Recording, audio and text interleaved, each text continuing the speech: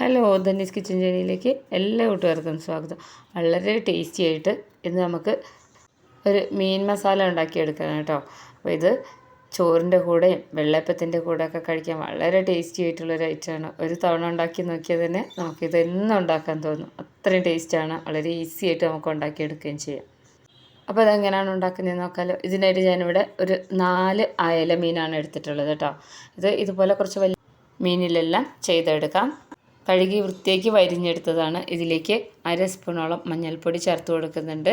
അതുപോലെ തന്നെ 1/2 സ്പൂണോളം ഉപ്പ് ചേർത്ത് കൊടുക്കുന്നുണ്ട്. 1 സ്പൂണോളം മുളക് പൊടി, 2 സ്പൂണോളം വെളിച്ചെണ്ണയാണ് ചേർത്ത് കൊടുക്കുന്നത് കേട്ടോ. നമ്മളിതിൽ മസാല മിക്സ് ചെയ്യാൻ വേണ്ടി വെളിച്ചെണ്ണയാണ് ചേർത്ത് കൊടുത്തിരിക്കുന്നത്. അപ്പോൾ ഇനി ഇത് നന്നായിട്ട് ഇതിൻ്റെ ഉള്ളിൽ ഈ വരിഞ്ഞിരിക്കുന്ന ഇതിൻ്റെ ഈ ഭാഗങ്ങളിലെല്ലാം നമുക്ക് ഇതിങ്ങനെ മസാല ഇങ്ങനെ പിടിക്കുന്ന രീതിയിൽ തന്നെ നന്നായിട്ട് ഇളക്കി യോജിപ്പിച്ച് കൊടുക്കണം കേട്ടോ. അപ്പോൾ എന്നാലാണ് മസാലയ്ക്ക് അതുപോലെ തന്നെ ഫിഷിനൊക്കെ നല്ല രുചി ഉണ്ടാവുള്ളൂ. അപ്പോൾ നന്നായിട്ട് ഇതിൽ നമ്മൾ ഈ മസാലയെല്ലാം തേച്ച് പിടിപ്പിച്ചെടുത്തിട്ടുണ്ട് കേട്ടോ. ഇതുപോലെയാണ് തേച്ച് പിടിപ്പിക്കേണ്ടത്. ഇനി ഇത് ഒരു 10 മിനിറ്റ് റെസ്റ്റ് ചെയ്യാൻ വെക്കാം. അപ്പോഴേക്കും ഞാനിവിടെ നമ്മുടെ മസാലയ്ക്ക് ആവശ്യമായിട്ടുള്ള 2 തക്കാളി, 3 പച്ചമുളക്, ചെറിയ ഉള്ളി ഒരു 5 എണ്ണം, ഇഞ്ചി ഒരു ചെറിയ കഷ്ണം, ഒരു 7 വെളുത്തുള്ളി, പിന്നെ ഞാനിതിൽ കറിവേപ്പില ചേർത്ത് കൊടുക്കുന്നുണ്ട്. അപ്പോൾ ഒരു 3 തണ്ട് കറിവേപ്പില, ഒരു നെല്ലിക്ക വലുപ്പത്തിലുള്ള വാളംപുളി, അത് പിഴിഞ്ഞെടുക്കണം കേട്ടോ. അപ്പോൾ അതിതാ പിഴിഞ്ഞെടുത്തിട്ടുണ്ട്. ഇനി ഞാനിവിടെ ഒരു തേങ്ങയുടെ പാലെടുത്തിട്ടുണ്ട് കേട്ടോ. 2 കപ്പോളം വരും. ഇനി ഒരു 10 മിനിറ്റിന് ശേഷം ദോശത്തവയിലേക്ക് ഒരു 3 സ്പൂണോളം വെളിച്ചെണ്ണ ഒഴിച്ചിട്ട് നമ്മൾ നേരത്തെ മസാല തേച്ചിട്ട് മാറ്റി വെച്ചിട്ടുണ്ടായിരുന്ന മീനെല്ലാം നന്നായിട്ടൊന്ന് വറുത്തെടുക്കണം. സാധാരണ വറുത്തെടുക്കുന്ന പോലെയല്ല, ഒന്ന് ഷാലോ ഫ്രൈ ചെയ്തെടുത്താൽ മതി കേട്ടോ. അപ്പോൾ ഇത് ഫ്രൈ പാനിൽ വേണമെങ്കിൽ ചെയ്തെടുക്കാം. എനിക്ക് കുറച്ചുകൂടി എളുപ്പം ഇങ്ങനെ ചെയ്തെടുക്കുമ്പോഴാണ് കേട്ടോ. അപ്പോൾ ഇത് 2 സൈഡും ഈ ഒരു രീതിയിൽ ഇങ്ങനെ ആയി വരുന്ന രീതിയിൽ തന്നെ പെട്ടെന്ന് മീഡിയം ഫ്ലെയിമിലിട്ട് എടുക്കാവുന്നതേ ഉള്ളൂ. പെട്ടെന്ന് തന്നെ നമുക്കിത് റെഡിയായി കിട്ടും. ഒത്തിരി ഇങ്ങനെ ഡ്രൈ ആക്കരുത് കേട്ടോ. അപ്പോൾ ഇതാ മീൻ 2 സൈഡും ആയി വന്നിട്ടുണ്ട്. നമ്മളിത് കോരി മാറ്റുകയാണ് കേട്ടോ. ആദ്യം ഈ ഒരു പ്രോസസ്സ് ചെയ്യാൻ മറക്കരുത്. കാരണം ഇത് ഇങ്ങനെ ചെയ്താലാണ് ശരിക്കും ഇത് ടേസ്റ്റ് ഉണ്ടാവുകയുള്ളൂ. കരിമീൻ പൊള്ളിച്ചതൊക്കെ കഴിച്ചിട്ടില്ലേ, അതുപോലെ തന്നെയാണ്. പക്ഷേ ഇത് നമ്മൾ വളരെ സാധാരണ മീനിൽ ഉണ്ടാക്കിയെടുക്കുന്നുണ്ട്. നല്ല ടേസ്റ്റുമാണ് കേട്ടോ. പൊള്ളിച്ച ഒരു ടേസ്റ്റ് വേറെയാണ്. പക്ഷേ ഇങ്ങനെ ഉണ്ടാക്കുമ്പോൾ എല്ലാവർക്കും ഉണ്ടാക്കാൻ പറ്റും. വാഴയിലൊന്നും കിട്ടാത്തവർക്കും അതുപോലെ ഒരുപാട് മസാലകളൊന്നും ചേർക്കാൻ ഇഷ്ടമില്ലാത്തവർക്കൊക്കെ ഉണ്ടാക്കാൻ പറ്റും കേട്ടോ. അപ്പോൾ അതാ മീൻ ഇതുപോലെ തന്നെ എടുക്കണം. തല കളഞ്ഞതിന് ശേഷം മുറിക്കാതെയാണ് ഞാൻ എടുത്തിരിക്കുന്നത്. 4 അയല ഇതുപോലെ വറുത്തെടുത്തിട്ടുണ്ട്. ഇനി ഞാനിവിടെ ഒരു കടായി വീണ്ടും സ്റ്റൗവിൽ വയ്ക്കുന്നുണ്ട് കേട്ടോ. അതിലേക്ക് വെളിച്ചെണ്ണ തന്നെയാണ് ഒഴിച്ചു കൊടുക്കേണ്ടത്. 3 ടേബിൾ സ്പൂണോളം വെളിച്ചെണ്ണ ഒഴിച്ചു കൊടുത്തിട്ട് അതൊന്ന് ചൂടായി വരുമ്പോൾ നമ്മളിതിലേക്ക് 1/2 സ്പൂണോളം പെരിഞ്ജീരകം, ഒരു 1/4 സ്പൂണോളം ഉലുവ പൊടിയാണ് കേട്ടോ, അല്ലെങ്കിൽ ഉലുവ ചതച്ചെടുത്താലും മതി, ഒരു 1/4 സ്പൂൺ.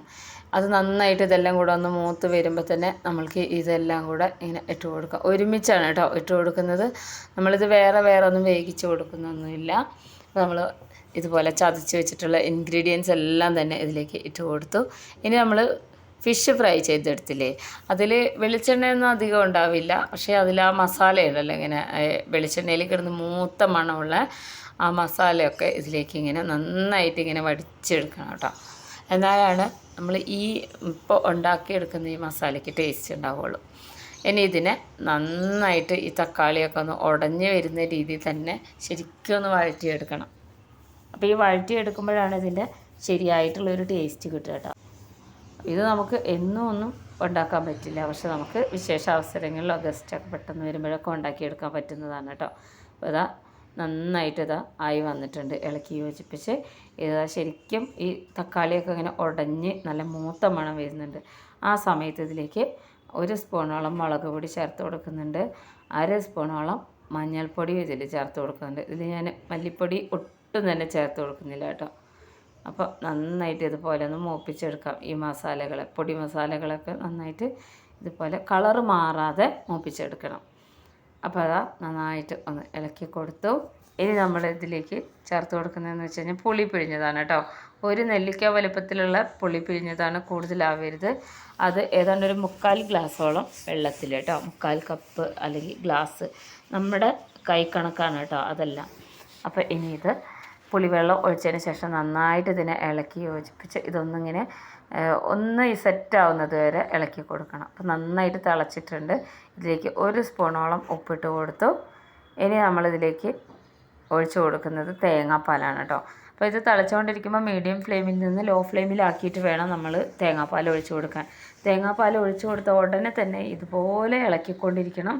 ഇല്ലെങ്കിൽ തേങ്ങാപ്പാൽ പിരിഞ്ഞ് പോകും. കാരണം നമ്മൾ ഓൾറെഡി ഇതിൽ പുളി ഒഴിച്ചിട്ടുണ്ട്, അതുകൊണ്ടാണ് കേട്ടോ. അപ്പോൾ അത് ഏതാണ്ട് ഒരു 1.25 കപ്പോളം തേങ്ങാപ്പാലുണ്ട്. അത് ഞാൻ ഒരു തേങ്ങയുടെ പാൽ എടുത്ത് മാറ്റി വെച്ചതാണ് കേട്ടോ. ഇനി ഇത് ഇതുപോലെ തന്നെ മീഡിയം ഫ്ലെയിമിലേക്കിട്ട് നന്നായിട്ട് ഇതുപോലെ ഇളക്കിക്കൊണ്ടിരിക്കണം. ഇതിനൊരു തിള വരാനുണ്ട്. ആ തിള വരുന്നത് വരെ ഇതുപോലെ ഇളക്കിക്കൊണ്ടിരിക്കണം. എന്നാൽ മാത്രമാണ് നമ്മൾ വിചാരിച്ച പോലെ ആവുള്ളൂ. അപ്പോൾ അതാ നമ്മുടെ ഈ ഒരു ഗ്രേവി ഇവിടെ റെഡി ആയിട്ടുണ്ട് കേട്ടോ. നല്ല മണമാണ്. ഈ ഗ്രേവി കുറച്ചൊന്നിങ്ങനെ കുറുകിയ പോലെ തോന്നും. ഒത്തിരി ഇങ്ങനെ ലൂസായി പോകരുത് കേട്ടോ. അപ്പോൾ ഈ ഒരു സമയത്ത് നമുക്ക് ഉപ്പൊക്കെ നോക്കണം. ഞാനിങ്ങനെയാണ് ഉപ്പ് നോക്കുക കേട്ടോ. കറിയിലൊക്കെ കുറവാണെന്നുണ്ടെങ്കിൽ നമുക്ക് ഇപ്പോൾ ഇട്ട് കൊടുക്കരുത്. കാരണം നമ്മൾ മീനിലും കൂടെ ഉപ്പൊക്കെ ചേർത്താണ് ഫ്രൈ ചെയ്തെടുത്തിട്ടുള്ളത്. അപ്പോൾ അതാ നന്നായിട്ട് തിള വന്നിട്ടുണ്ട്. ഇനി നമ്മൾ പേടിക്കേണ്ട കാര്യമില്ല. ഇനി തേങ്ങാപ്പാലൊന്നും പിരിയില്ല. ഈ ഒരു സമയം നോക്കി നമ്മൾ നേരത്തെ വറുത്ത് മാറ്റി വെച്ചിട്ടുണ്ടായിരുന്ന അയല മീൻ ഇട്ട് കൊടുക്കാൻ കേട്ടോ. ഇതുപോലെ ഒട്ടും തന്നെ പൊട്ടിപ്പോവാതെ നമുക്ക് കറിയിലേക്ക് ഓരോന്നോരോന്നായിട്ട് ഇട്ട് കൊടുക്കാം മീൻ. ഇതിൻ്റെ മുകളിൽ നമ്മൾ ഈ മീൻ വറുത്ത് മാറ്റി വയ്ക്കുമ്പോൾ കുറച്ച് വെള്ളം ഇറങ്ങിയിട്ടുണ്ടായിരുന്നു, അതും കൂടെ ഒഴിച്ചു കൊടുത്ത് ഇഷ്ടമാണെങ്കിൽ കുറച്ചുകൂടെ കറിവേപ്പില ചേർത്ത് കൊടുക്കാം. ഞാനിവിടെ കുറച്ച് കറിവേപ്പില ചേർത്ത് കൊടുത്ത് നന്നായിട്ടൊന്ന് തിളച്ച് വരട്ടെ കേട്ടോ. അപ്പോൾ അതാ നന്നായിട്ടൊന്ന് തിളച്ച് വന്നതിന് ശേഷം ഈ വെളിച്ചെണ്ണയൊക്കെ ഇങ്ങനെ മേലെ വന്ന് നിൽക്കുന്നുണ്ട്. ഈ ഒരു സമയത്ത് നമുക്ക് സ്റ്റൗ ഓഫ് ചെയ്തിട്ട് അടച്ചു വയ്ക്കാം. ഒന്ന് ചൂടാറിയ ശേഷം മാത്രം ഇത് തുറന്ന് നോക്കാവൂ. നമുക്ക് ഒരുപാട് ഇങ്ങനെ ഇട്ട് വേവിക്കേണ്ട കാര്യമില്ല. ഓൾറെഡി നമ്മളിത് ഫ്രൈ ചെയ്ത് വെച്ചതാണ് കേട്ടോ. അപ്പോൾ അതാ നല്ല എണ്ണയൊക്കെ തെളിഞ്ഞ് വന്നിട്ടുള്ള തിക്കായിട്ടുള്ള അയല ഗ്രേവി മസാല ഇവിടെ റെഡി ആയിട്ടുണ്ട് കേട്ടോ. നല്ല രുചിയാണ്, എല്ലാവർക്കും ഇഷ്ടമാവും. ഇത് നല്ല സോഫ്റ്റായിട്ടാണ് ഈ കറിയിൽ ഇങ്ങനെയൊക്കെ എടുക്കുക. ഒത്തിരി ഇങ്ങനെ ഗ്രേവിയൊന്നും ഉണ്ടാവില്ല. ഇത് വെള്ളയപ്പത്തിൻ്റെ കൂടെയും ചോറിൻ്റെ കൂടെയൊക്കെ നല്ല കോമ്പിനേഷനാണ് കേട്ടോ. എല്ലാവരും ഉണ്ടാക്കി നോക്കണം. ഫ്രണ്ട്സിനൊക്കെ ഷെയർ ചെയ്ത് കൊടുത്തേക്കണം. വീഡിയോ ഇഷ്ടമാവുകയാണെങ്കിൽ നമ്മുടെ ചാനലൊന്ന് സബ്സ്ക്രൈബ് ചെയ്ത് വെക്കാൻ മറക്കരുത്. ഇതുപോലുള്ള ഈസി റെസിപ്പീസുമായിട്ട് അടുത്ത വീഡിയോയിൽ കാണാം.